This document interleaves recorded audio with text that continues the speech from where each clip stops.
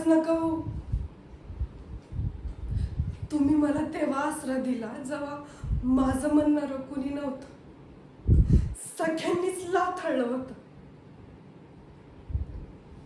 अशा वेळी जर तुम्ही जवळ केलं नसतं तर काय झालं असतं माझं आणि माझ्या मुलाचं, याची जाण आहे मला.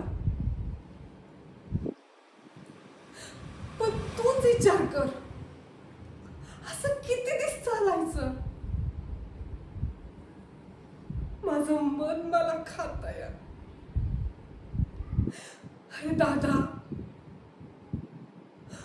पक्षाची माय त्याला तवरच दाना घालती जवर त्याला उडता येत नाही. मग म्या तर माणूस आहे.